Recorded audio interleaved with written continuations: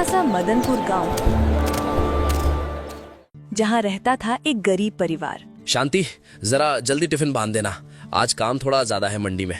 बस हो गया जी, ये आखिरी रोटी है। राजू, जो कि अपने गांव का छोटा सा सब्जी विक्रेता था और सब्जियां बेचकर ही वो अपने घर का गुजारा करता था। लो जी, ये आपका टिफिन, इसमें गर्मा गर्म फुल्का रख दी है, टाइम से खा लेना। अरे हाँ बाबा, हाँ खा लूंगा। और सुनो, 8 दिन हो गए हैं सिलेंडर बुक किए, लेकिन अभी तक आया नहीं। घर आते समय एजेंसी पर जाकर पता करके आना। ठीक है, आते समय मिलाऊंगा साहब से। अभी का काम तो हो जाएगा ना? अरे कहाँ, शायद आज शाम की रोटी मुश्किल ही बने। तुम्हें भी सारे काम आखिरी समय पर याद आते हैं। चलो अब जाओ। राजू अब निकल जाता है अपने ठेले को लेकर सब्जी बेचने। सब्जी ले लो सब्जी, आलू, बैगन, परवल, लौकी, पालक वाले, ए सब्जी ले लो सब्जी। राजू अपने ठेले को लेकर एक जगह पर खड़ा हो जाता है और ग्राहकों का इंतजार करने लगता है। तभी एक महिला उसके पास आती है। अरे भैया, आलू कैसे दिए?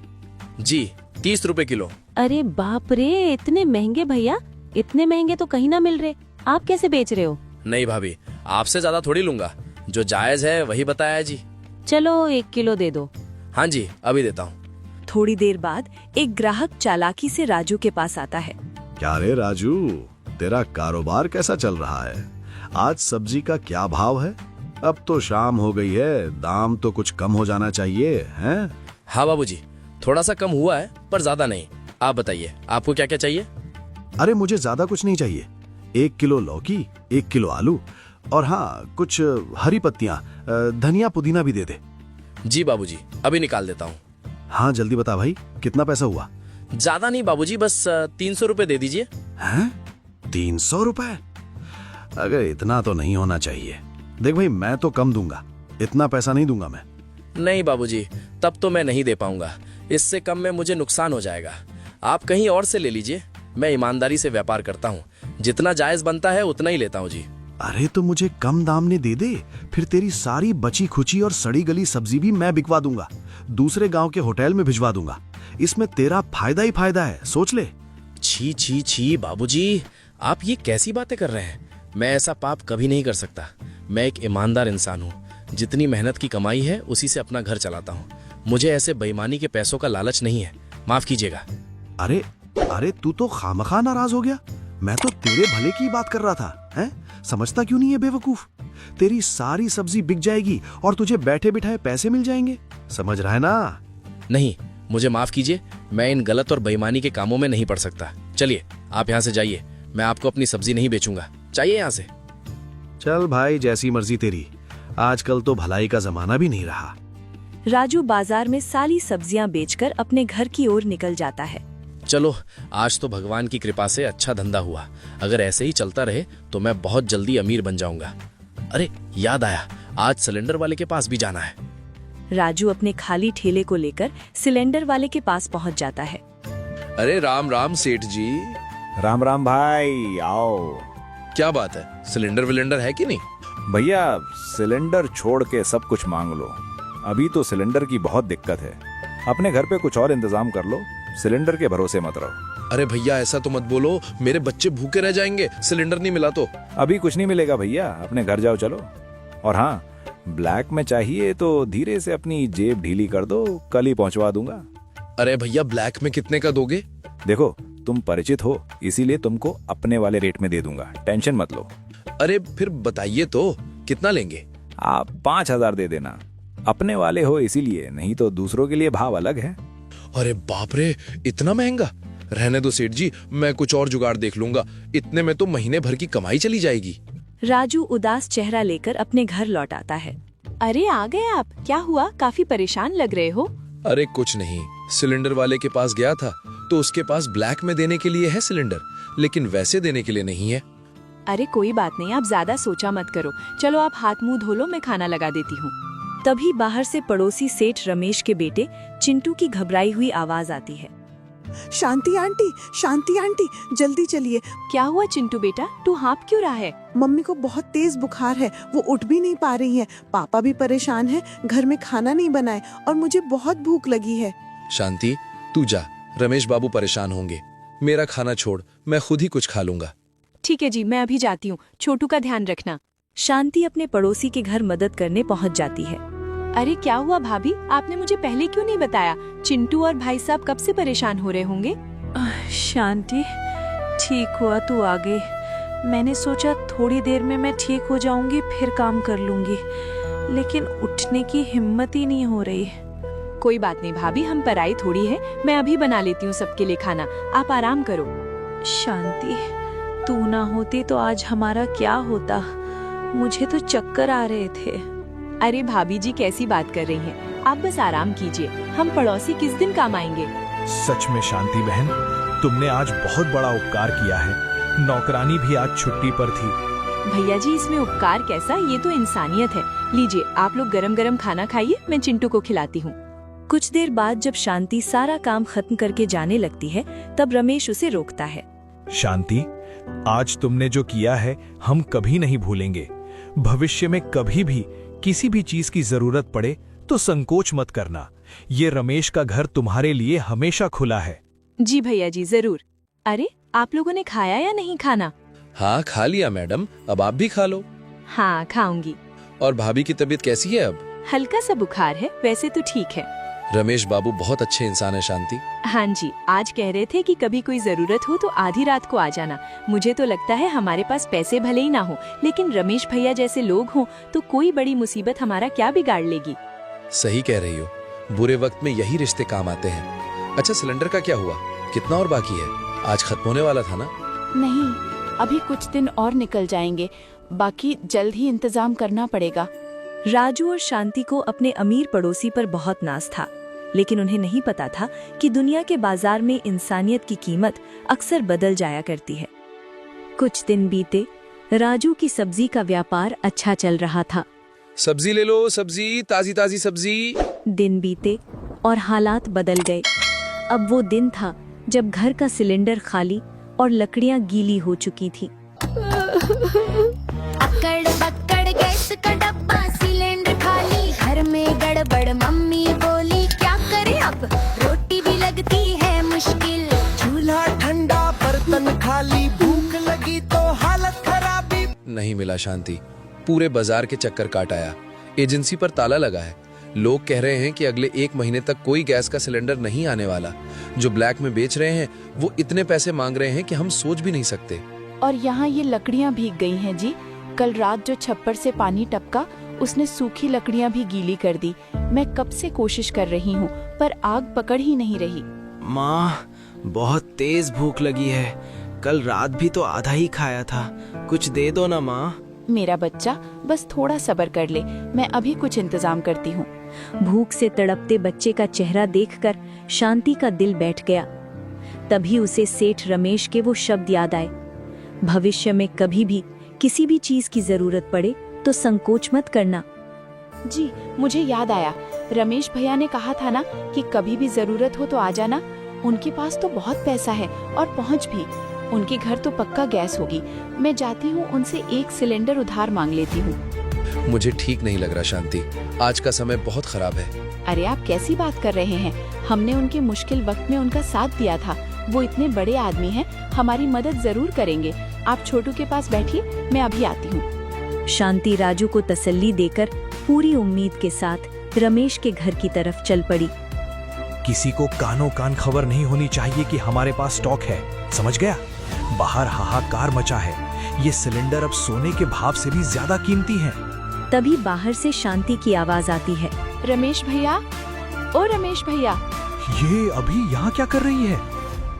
ये सिलेंडर किसी को दिखने नहीं चाहिए, कोई चोरी ना कर ले, कोई पड़ोसी मांगने ना आ जाए। भैया जी नमस्ते, बहुत बड़ी मुसीबत आ पड़ी है। घर में लकड़ियां बारिश से भीग गई हैं। राजू पूरे शहर में घूमा पर कहीं सिलेंडर नहीं मिला। छोटू कल रात से भूखा है। अगर आप 1 सिलेंडर उधार दे देते तो मैं जैसे ही सप्लाई आएगी आपको वापस कर दूंगी। सिलेंडर? तुम पागल हो गई हो क्या शांति? तुम्हें पता है बाजार में क्या हालात हैं? मेरे पास खुद मुश्किल से गुजारे लायक गैस बची है, मैं तुम्हें सिलेंडर कैसे दे दूं? पर भैया जी मैंने तो अभी, खैर कोई बात नहीं।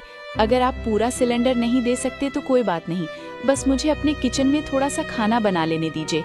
मैं अपना राशन साथ ले आऊंगी। बस छोटू के लिए 2 रोटियां सेक लूं, वो बहुत रो रहा है। नहीं, बिल्कुल नहीं। तुम समझ क्यों नहीं रही हो? गैस बहुत महंगी है आजकल। अगर तुम खाना बनाओगी तो मेरी गैस खर्च होगी। कल को हमें कमी पड़ गई तो कौन देगा? तुम जाओ यहाँ से। उस दिन जब भाभी बीमार थी, मैंने अपना घर छोड़कर। देखो शांति, आज के जमाने में अपना अपना देखना पड़ता है। तुम जाओ यहाँ से। हाँ हाँ जाओ, और बार बार ऐसे मांगने मत आ जाना। उस बंद दरवाजे की आवाज ने शांति के कानों से ज्यादा उसकी आत्मा को चोट पहुंचाई थी। वो भीगते हुए भारी कदमों से अपने घर की तरफ लौट पड़ी। उसे समझ आ गया था कि अमीरी सिर्फ पैसों की थी, दिल की नहीं। मुझे माफ कर दो जी, आपने सही कहा था। मैं ही मूर्ख थी जो उन लोगों को अपना मान बैठी थी। मैंने उन पर इतना भरोसा किया। जब उन्हें जरूरत थी मैं दौड़ी चली गई थी, और आज उन्होंने मुझे 2 रोटियां तक सेकने नहीं दी। गलती तुम्हारी नहीं है शांति, दुनिया की फितरत ही यही है। जब मतलब होता है तो सब मीठा बोलते हैं, आज मतलब निकल गया तो पहचानते भी नहीं। बापू, क्या हम आज भी ऐसे ही सोएंगे? मुझे नींद नहीं आ रही है बापू। सो जा मेरे शेर, सो जा। भगवान ने कोई न कोई रास्ता जरूर सोचा होगा हमारे लिए। रात कितनी भी काली हो, सुबह जरूर होती है। सो जा। उस रात उस छोटे से घर में कोई नहीं सोया। लेकिन वो कहते हैं ना, जब इंसान के बनाए सारे रास्ते बंद हो जाते हैं, तब परमात्मा कोई ऐसा दरवाजा खोलता है। रात तो जैसे तैसे कट गई, लेकिन सुबह की भूख ने पेट में फिर से आग लगा दी। राजू ने तय किया कि आज वो अपनी इज्जत दांव पर लगाकर बाजार में किसी से भी मदद मांग लेगा, ताकि उसके बच्चे को एक और रात भूखा ना सोना पड़े। पापा बोले सोच में पड़ के कुछ तो करना पड़ेगा अब ये। पकड़ पकड़ दिन यूं जाए, चाहे बिना मन ना लग पाए। दौड़ो भागो नंबर लाओ, लाइन में घंटों खड़े रह जाओ। धूप लगे तो पसीना आए, फिर भी नंबर धीरे आए। सबके मुंह पे बस ये बात, अब तो लाइन में लगना पड़ेगा, कैसे एजेंसी जाना पड़ेगा। लाला जी, बस एक छोटा वाला सिलेंडर दे दीजिए, या फिर थोड़े पैसे ही उधार दे दीजिए। कल से घर में चूल्हा नहीं जला है, मेरा बच्चा बहुत भूखा है। मैं अपनी सारी दिहाड़ी आपको दे दूंगा। अरे राजू, पीछे देख, लाइन कितनी लंबी है। आजकल पैसे से भी गैस नहीं मिल रही और तू उधार मांगने आ गया। मेरे पास कुछ नहीं है, जा यहाँ से, मेरा दिमाग मत खा। दुनिया की इस भीड़ में राजू आज बिल्कुल अकेला था। कोई भी उसकी मदद को तैयार नहीं था। खाली हाथ और भारी कदमों से वो हार मानकर अपने घर की तरफ लौट पड़ा। बैग में सिलेंडर लाना पड़ेगा, अब तो लाइन में लगना पड़ेगा। राजू घर पहुंचता है और शांति उसे खाली हाथ देखकर समझ जाती है। तभी बाहर से एक बहुत ही शांत और सौम्य आवाज आती है। राजू भाई, ओ राजू भाई, घर पर हो क्या?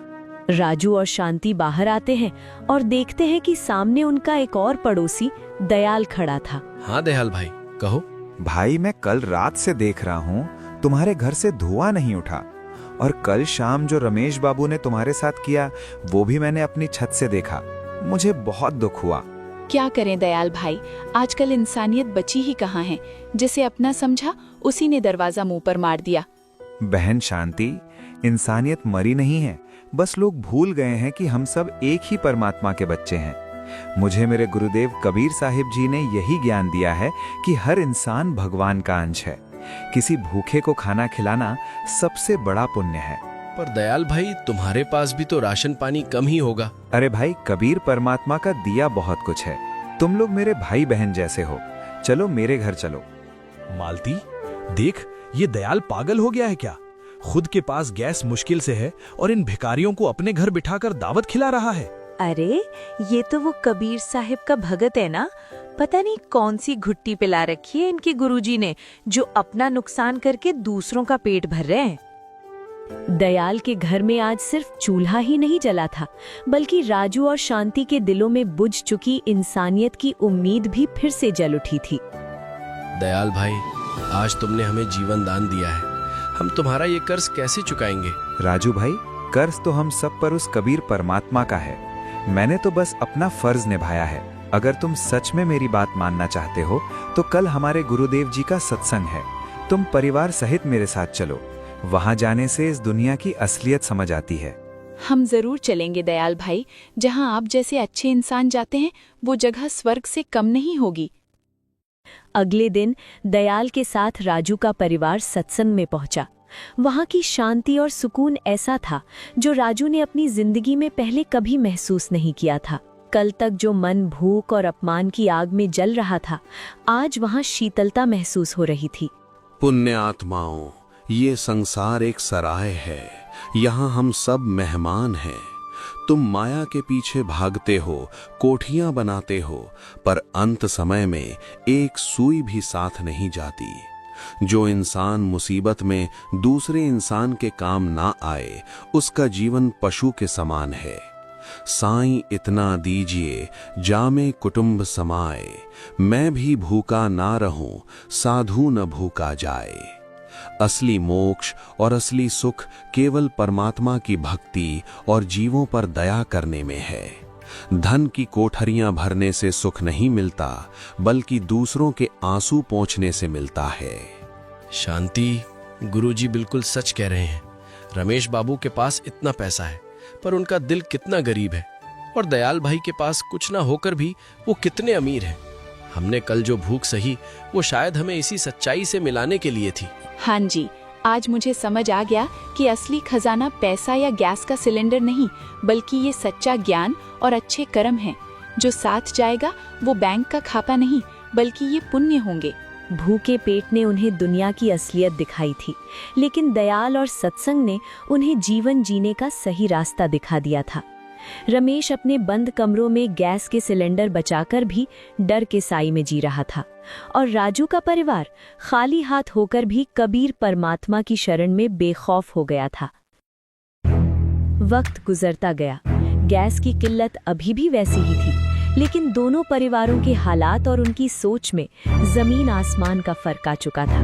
लो दयाल भाई, गरम रोटी खाओ।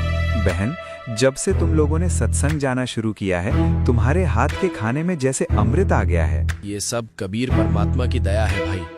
पहले मैं सोचता था कि हम बहुत गरीब हैं, लेकिन अब पता चला कि रमेश बाबू जैसे लोग गैस के सिलेंडर और तिजोरियां भरकर भी कितने खौफ में जी रहे हैं, और हम खाली हाथ होकर भी कितने आजाद हैं। तो दोस्तों, यही है जीवन की असलियत। मुसीबत के वक्त जो काम ना आए, वो दौलत मिट्टी के समान है।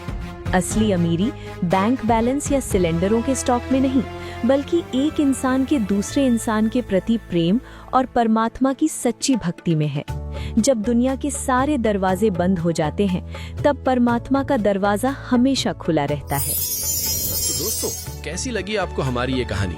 अगर आपको इस कहानी से कुछ भी अच्छा सीखने को मिला हो, तो इस वीडियो को एक लाइक जरूर कीजिएगा। और हाँ, दुनिया में आज इंसानियत की बहुत जरूरत है, इसलिए इस वीडियो को अपने दोस्तों और परिवार वालों के साथ शेयर यानी कि आगे भेजना बिल्कुल मत भूलना, ताकि और लोग भी सच्चाई का रास्ता देख सकें। और अगर आप ऐसी ही और अच्छी कहानियाँ देखना चाहते हैं ना, तो जल्दी से नीचे दिए गए लाल बटन को दबाकर हमारे चैनल को सब्सक्राइब, बेल आइकन को दबा लीजिए। सत्य, ज्ञान और इंसानियत के इस सफर में हमारे साथ जुड़ने के लिए आपका बहुत बहुत धन्यवाद। मिलते हैं अगली कहानी में।